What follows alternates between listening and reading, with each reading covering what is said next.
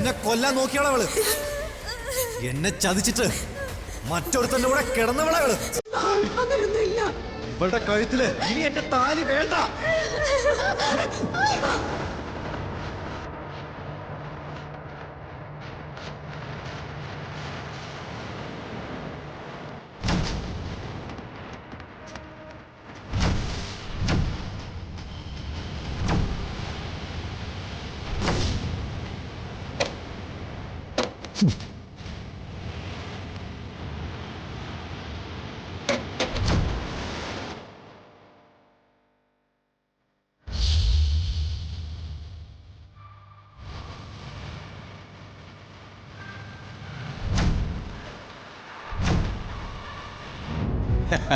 ഹേ പസങ്ങളെ, നീങ്ക താനടാ heroes. ഇതുവരെ അവർക്ക് ആർക്കും അവൻ കിട്ട ഒരു സമ്മതം കിടസേയില്ല. അതാ നീങ്ക വാങ്ങിയിരുന്നേ.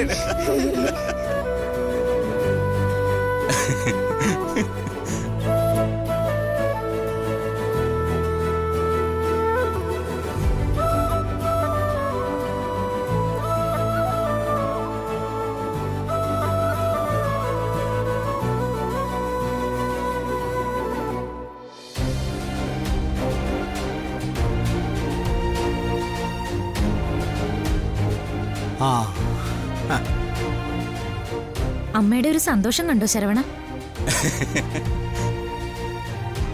அது நமக்கு மட்டும் தானே தெரியும். இந்த நிமிஷத்துக்காக சுஜாதா அம்மா காத்திருந்தே. சரி, எல்லாம் நல்லேனா இருக்கோம்மா. அம்மா வந்து ജോത്സ്യൻ എന്താ പറഞ്ഞേ?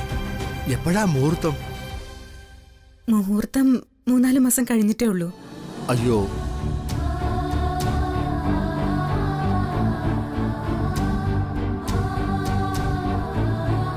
അല്ല 4 മാസം കഴിഞ്ഞിട്ടോ? സുജാതെ, അത് ശരിയാവില്ല. 4 മാസം നമുക്ക് കാത്തിരിക്കാൻ പറ്റുമോ അമ്മേ? പിന്നെ ജോത്സ്യനൊരു കാര്യം പറഞ്ഞു. നാളെ രാവിലെ ഒരു മുഹൂർത്തം ഉണ്ട്. അത് പക്ഷേ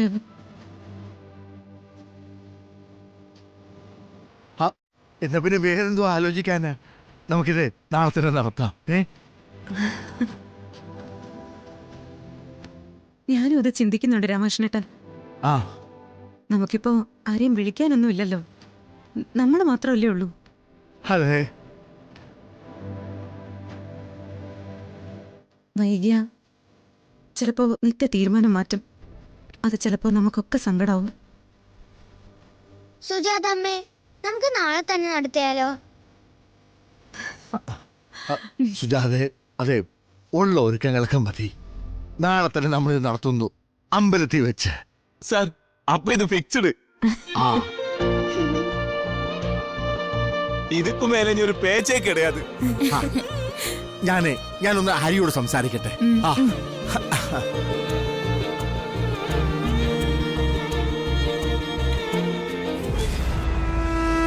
അമ്മേ, ഒരു നിമിഷമെങ്കിലും ഒരു നിമിഷം മുൻപേ ഇത് നടക്കണം. അല്ലെങ്കിൽ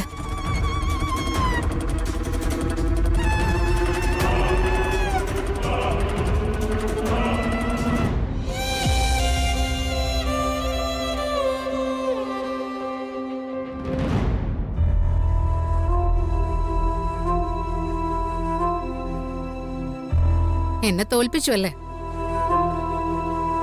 നിങ്ങൾ എല്ലാവരും ജയിച്ചു.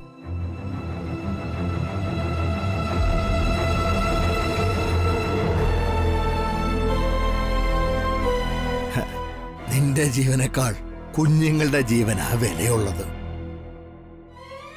ഹരിയും ടീച്ചർ ഒന്നിക്കേണ്ടത് ഈശ്വരന്റെ തീരുമാനമാണെങ്കിൽ അത് നടന്നിരിക്കും.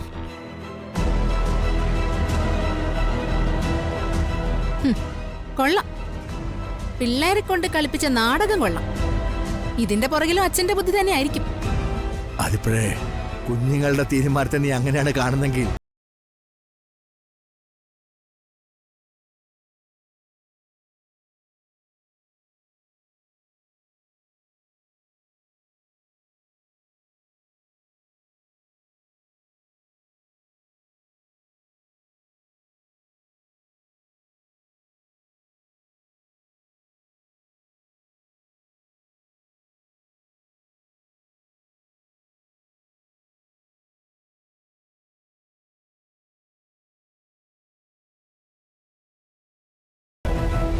അവന്റെ സന്തോഷം തിരിച്ചു കൊടുക്കണം. അതെന്റെ കടമയാ. നിനക്ക് നിന്റെ ജീവിതം, നിനക്ക് നിന്റെ ആഗ്രഹങ്ങളുണ്ട്, താല്പര്യങ്ങളുണ്ട്.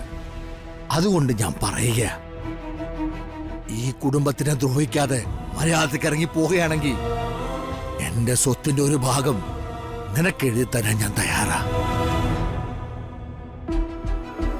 അതിന്റെ അളവോ അവകാശമോ അതൊന്നും നീ പറയാൻ പാടില്ല.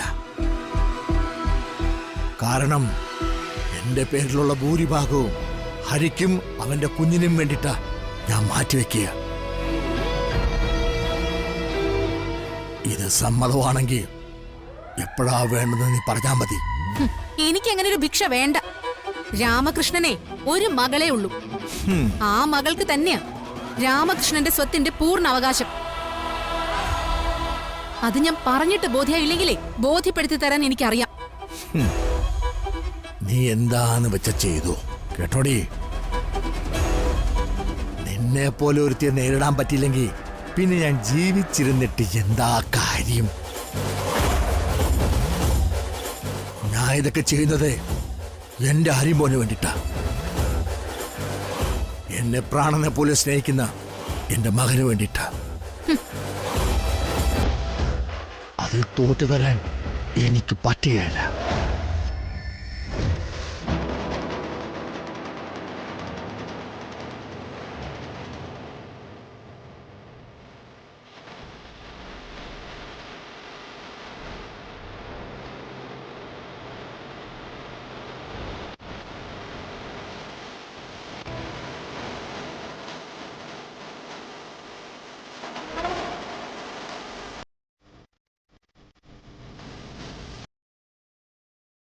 ഈ കാറ്റു വന്നു കാതിൽ പറഞ്ഞു,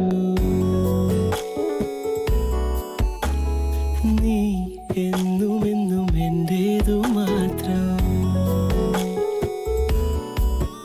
ഒഴുകുമെൻ വിശ്വാസമായി ഉയിരിനെ പുൽകിടുമോ എൻ മൗനങ്ങൾ തേടും സംഗീതമേ.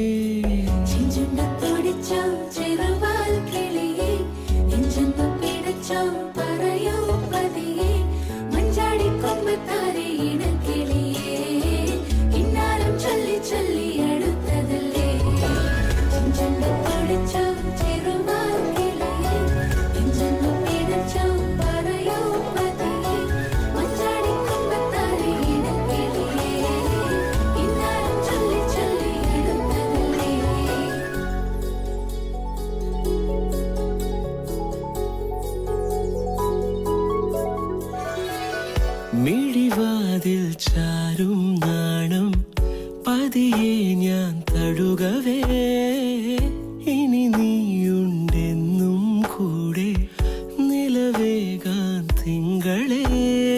ഒരു ചെറുനോവും ചിരിയാക്കി എൻ പാതിമയായി ഓരോ രാവും പകലാക്കി നേരിൻ മോഹവയിലായി ഇവനിലായി ചേരുന്നു നീ. മുറിവേഴ കൈരേഖ പോ കൺചിമ്മാതെ കാക്കാമെന്നോ മലേ ഈ നീലമിഴിയഴങ്ങളിൽ ഞാൻ.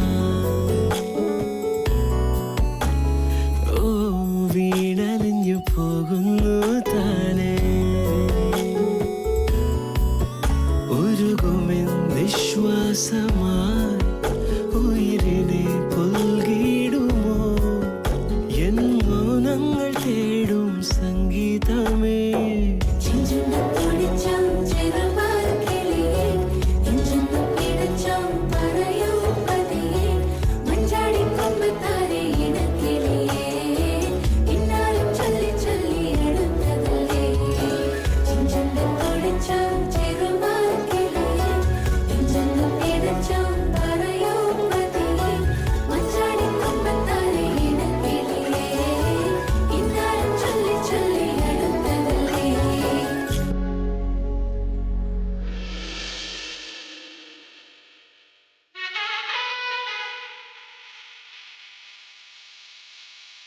ഞാൻ സ്നേഹിച്ച പെണ്ണ് അവളെൻ്റെ സ്വന്തമാവാൻ പോവുക. പക്ഷേ നിത്യയുടെ മനസ്സ് എപ്പോഴെങ്കിലും മാറുമോ?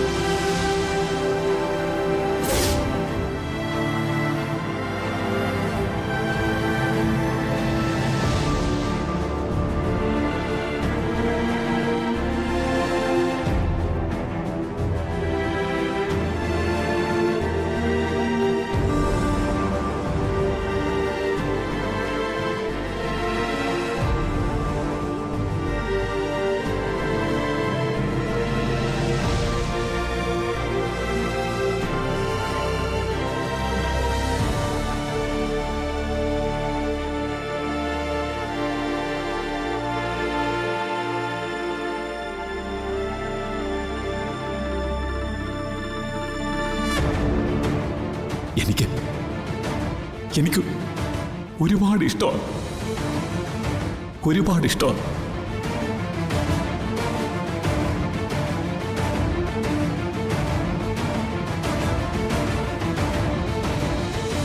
ഞാൻ വേണമെങ്കിൽ എന്റെ കാല് പിടിക്കും. അയ്യോ അയ്യോ അമ്മേ, ഇതിൽ കൂടുതൽ അപേക്ഷിക്കാൻ എനിക്കറിയില്ല. ഈ വിവാഹത്തിന് നീ സമ്മതിച്ചേ പറ്റൂ.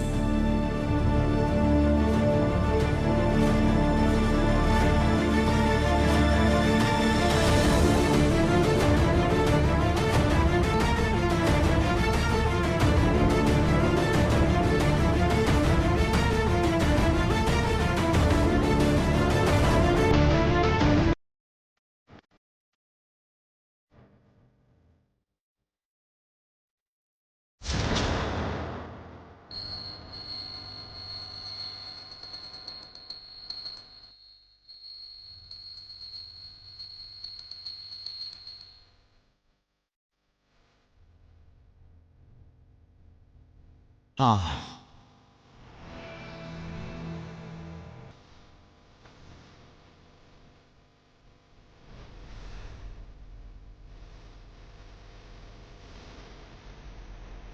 ആ സുജാതേ, ആ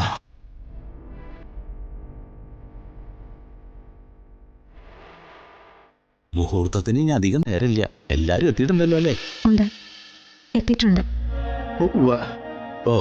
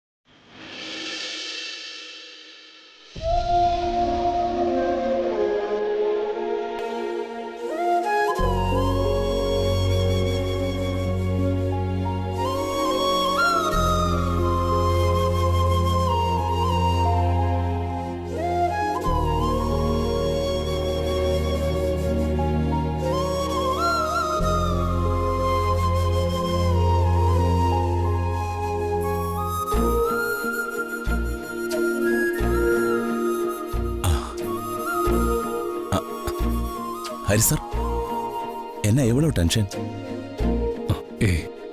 ஒன்றும் இல்லை சரவணா. எதுக்கும் நித்யாமான சம்மதம் சொல்லியிருக்கல.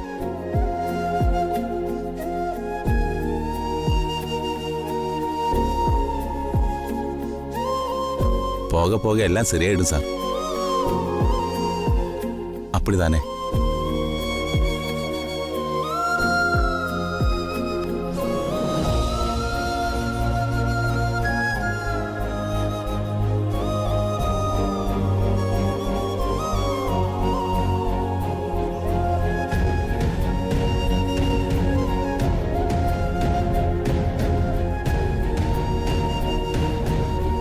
നിത്യേച്ചി, ചേച്ചിക്ക് എന്തെങ്കിലും ടെൻഷനുണ്ടോ? ആ ചോദ്യമല്ല നീ ഇപ്പൊ ചോദിക്കേണ്ടത്. എന്തൊരു സന്തോഷമുണ്ടോന്ന് ചോദിക്ക, സമാധാനം ഉണ്ടോന്ന് ചോദിക്ക. ഇല്ലെന്ന് ഞാൻ തീർത്ത് പറയാം. കുട്ടികളെ കളിപ്പിക്കാൻ വേണ്ടി എന്തൊക്കെ വേഷം കെട്ടുന്നു. ദൈവങ്ങളാവാറുണ്ട്, രാക്ഷസന്മാരാവാറുണ്ട്, പട്ടിയും പൂച്ചയും ഒക്കെ ആവാറുണ്ട്. അതുപോലെ ഇതൊന്ന്. പക്ഷെ ഇതല്പം കടുത്തുപോയി.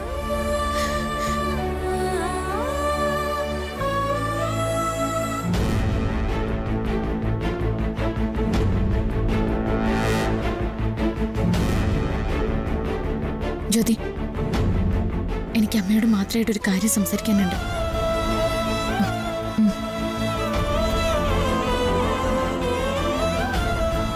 ഞാൻ ഈ നടവരെ എത്തിയിട്ട് ഇനി എന്തെങ്കിലും പറഞ്ഞാൽ എല്ലാവർക്കും അത് വിഷമാവും. പ്രത്യേകിച്ചും ആദിക്കും കല്യാണിക്കും. ഇതൊരു കല്യാണ നാടകം തന്നെയല്ലേ അമ്മേ? അല്ലെങ്കിൽ പിന്നെ എന്തിനാ അമ്പലത്തിലേക്കൊക്കെ വന്നത്? അല്ലാതെ കുട്ടികളെ വിശ്വസിക്കില്ലല്ലോ. അമ്മ ഒരു കാര്യം ചെയ്യണം. ഹരി എന്റെ കഴുത്തിൽ താലി കെട്ടാൻ പാടില്ല.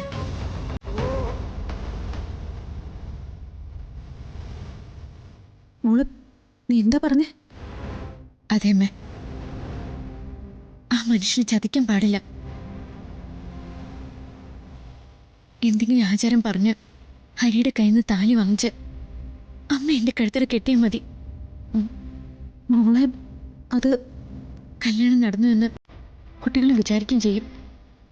ഞാൻ എന്നെ ചതിച്ചിട്ടില്ലെന്ന് എനിക്ക് വിശ്വസിക്കുകയും ചെയ്യാം. അതെങ്കിലും എനിക്ക് വേണ്ടി അമ്മ ചെയ്യണം. അല്ല, അത് ഞാൻ എങ്ങനെയാ മോളെ? ഇതമ്മ പറഞ്ഞ് സമ്മതിപ്പിച്ചേ പറ്റൂ.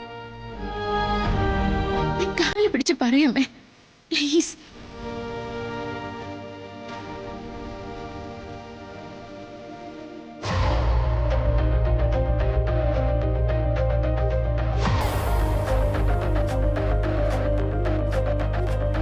അമ്മേ, ടീച്ചറെ, ഞങ്ങൾ എന്തൊരു ഹാപ്പി എന്നറിയോ? അതെ അമ്മേ, സന്തോഷം എന്ന് പറഞ്ഞ എന്ത് സന്തോഷം. ശരി, ഇവിടുത്തെ കാര്യങ്ങളൊക്കെ ചെയ്യുന്നത് അപ്പൂപ്പനും അമ്മൂമ്മയും കൂടിയിട്ടാ. അത് കണ്ടു നിൽക്കാനേ പാടുള്ളൂ കേട്ടോ. ഇടയിൽ കയറി വേറെ ചോദ്യങ്ങളൊന്നും ചോദിക്കാൻ പാടില്ല. ഒന്നും ചോദിക്കില്ല, ഞങ്ങൾ ഇനി ഒന്നും ചോദിക്കില്ല. അല്ലേ കല്യാണി? ആ.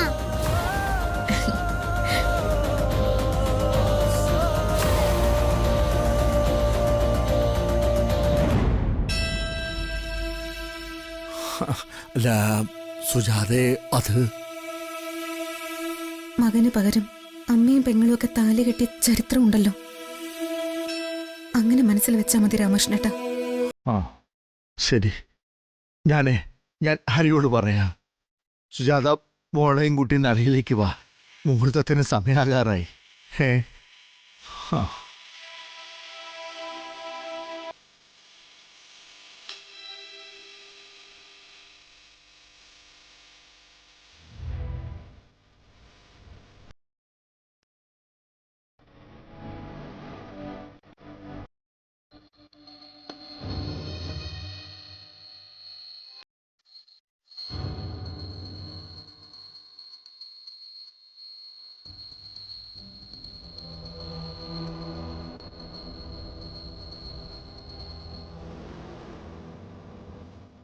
ആ സാർ കുറിപ്പൊക്കെ എഴുതിയാച്ചാ കുറിപ്പൊക്കെ ആരംഭിക്കലാമോ?